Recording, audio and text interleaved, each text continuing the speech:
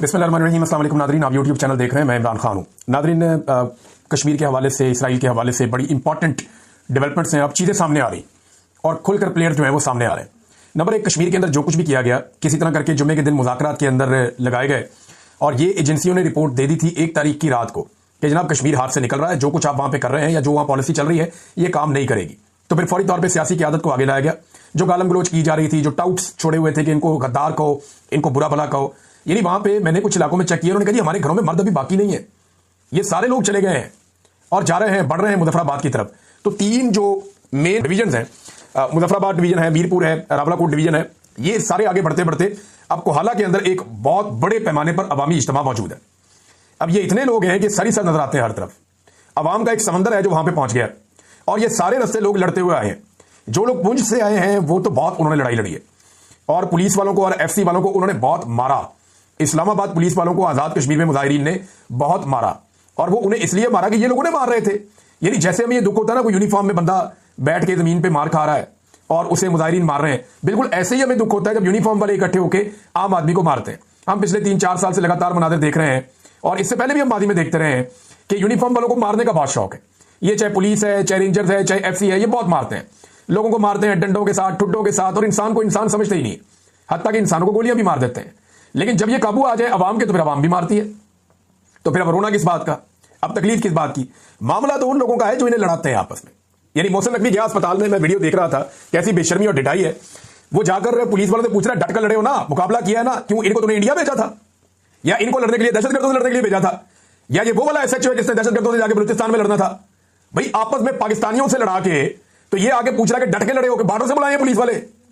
अपने शहरियों के ऊपर अटैक करवाया, अपने शहरियों के ऊपर हमले करवाए और बाद में चौड़ा होकर आगे अस्पताल में उन्हें फूल लेके पूछ रहा है जनाब डट कर लड़े हो, मुकाबला किया है, मारा है? यार क्या बेशर्मी है भाई। पाकिस्तानियों को पाकिस्तानियों से लड़ाते हैं ये बेशर्म, और खुद ये एसी वाले कमरों में से नहीं मिलते, ये निकलते नहीं वहां से। ये 4 चपेड़े इसको, इन लोगों को पड़े तो इनको पता चले कि मार होती क्या है। इनको भी लटा के बांध के जमीन के ऊपर इनको लितर मारे जाए या डंडे मारे जाए तो इनको पता चले कि टॉर्चर होता क्या है। ये लोगों को टॉर्चर करवा के, बीमार ज़हनियत के लोग वीडियोस बनवा के एंजॉय करते हैं कि जनाब हमें टॉर्चर करके दिखाओ, हम देखना चाहते हैं। अस्पताल में जाके पूछ रहा कैसा तुमने मारा, तुम डट कर लड़े? यार उनको बॉर्डर पे भेजा था आपने, वो कोई इंडिया से लड़ने गए थे, वो कोई उधर तालिबान से लड़ने गए थे, या कोई दहशतगर्दों के साथ उनकी बलूचिस्तान में लड़ाई हो रही थी, या कि इंटरनेशनल बॉर्डर पे कहीं भी आपने भेजा हुआ था मिशन पे जो वापस आए? भाई अपने शहरियों को मारने आपने भेजा था। अफसोस की बात यह है कि दोनों तरफ लोग मारे भी गए, दोनों तरफ लोग जख्मी भी हुए। अब कश्मीर पाकिस्तान से मुख्तलिफ है, वो लोग खाली मार नहीं ना खाते, वो आगे से मारते भी हैं।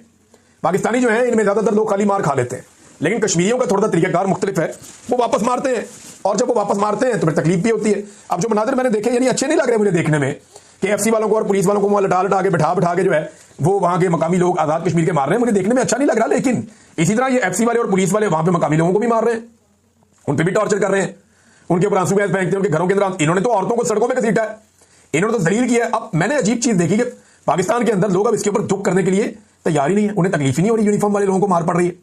वो कह रहे हैं ठीक है जी, ये भी ऐसे ही मारते हैं, ये हमारी बच्चों को, औरतों को मारते हैं, खवातीन को उठा के ले जाते हैं, ये बहन बेटियों को अगवा कर लेते हैं, बहुओं को अगवा कर लेते हैं, ये बच्चों को टॉर्चर करके माओ को वीडियो भेजते हैं, ये मासूम बच्चों को उठा के थानों में ले जाते हैं, गिरफ्तार कर लेते हैं, ये औरतों को सड़कों के ऊपर घसीटते हैं, जेलों में डाल देते हैं।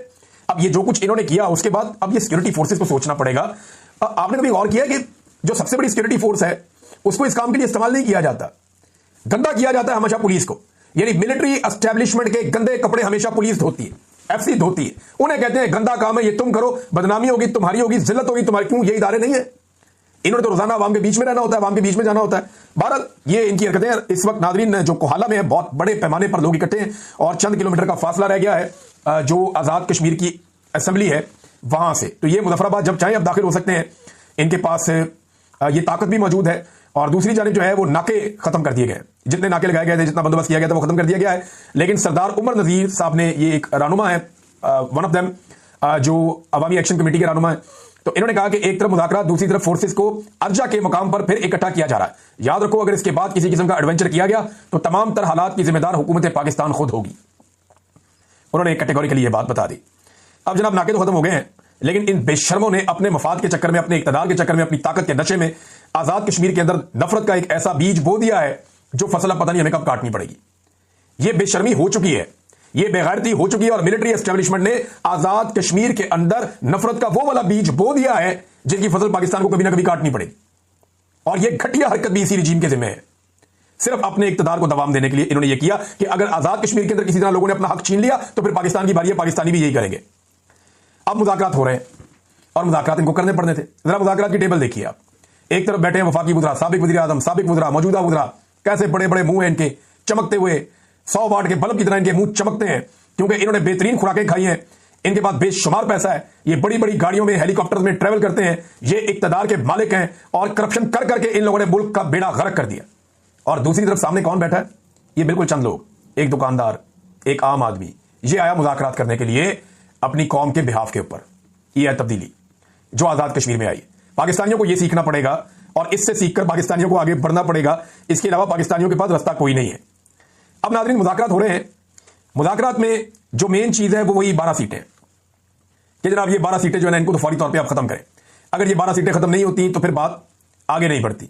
बात आगे बढ़ेगी जब आप ये 12 सीटें खत्म करेंगे। अब इसमें कुछ इतलात आ रही हैं कि कुछ चीजें तय हो गई हैं और कुछ चीजें तय हो जाएंगी, लेकिन ये 12 सीटों पे है कौन? जरा आपको मैं बताता हूं। ये नाज़रीन एक पेशावर से वज़ीर खजाना, जो आजाद कश्मीर का वज़ीर खजाना है वो पेशावर से है, अब्दुल माजिद खान। फिर इसके बाद जो है वज़ीर ट्रांसपोर्ट, ये रावलपिंडी से आया हुआ है, जावेद भट्ट। वज़ीर जंगलात नारोवाल से आया हुआ है, मोहम्मद